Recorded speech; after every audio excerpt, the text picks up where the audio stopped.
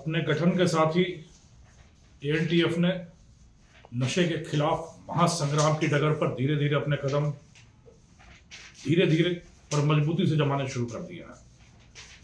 लगातार सफलताओं का सिलसिला जारी है, पर इनको सफलता कहना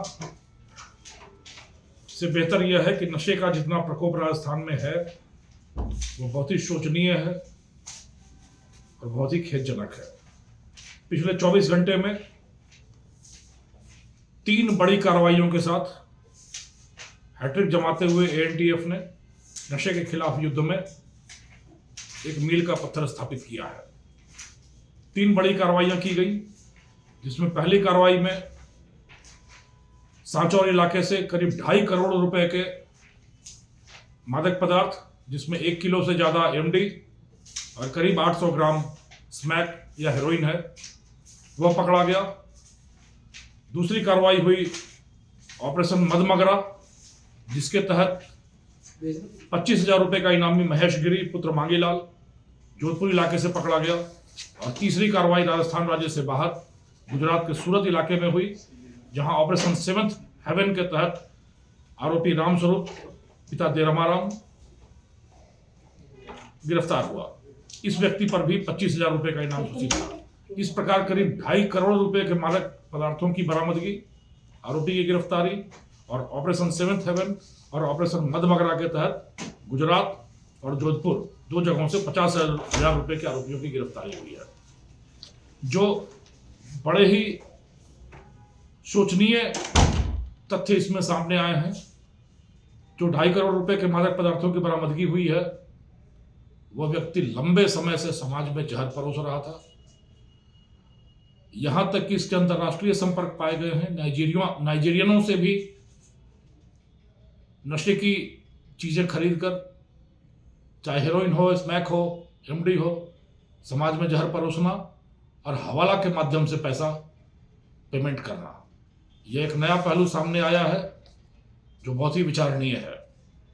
उसी तरीके से रामस्वरूप, जिसने कोविड के टाइम में जब सारी दुनिया जान बचाने की जुगत में लगी थी, तब यह एमडी की सप्लाई करके करोड़ों कमाने की जुगत में लगा हुआ था।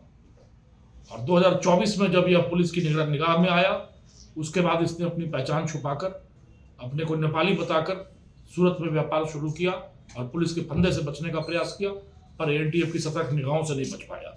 तीसरी कार्रवाई जो मदमगरा के तहत हुई, जिसके तहत पकड़ा गया महेश गिरी, जिसके लिए दुनिया ही सिर्फ पैसा थी। हर प्रकार के हथकंडे खेलकर, हर प्रकार के काले कारनामे कर सिर्फ पैसा, चाहे शराब की तस्करी हो, हिंसा करना हो, लूट करनी हो, मादक पदार्थों की तस्करी करनी हो, येन केन प्रकारेण समृद्ध होना और समाज में पैसे कमाना, यही कोशिश करता रहा महेश गिरी। और लंबे समय से, आधा दर्जन से ज्यादा मुकदमों में वांछित होकर लंबे समय से पुलिस की गिरफ्त से बाहर रहा। कंटेनर लेकर जोधपुर आते हुए सतर्क एएनटीएफ की टीम ने इसको जोधपुर के पास से गिरफ्तार किया है।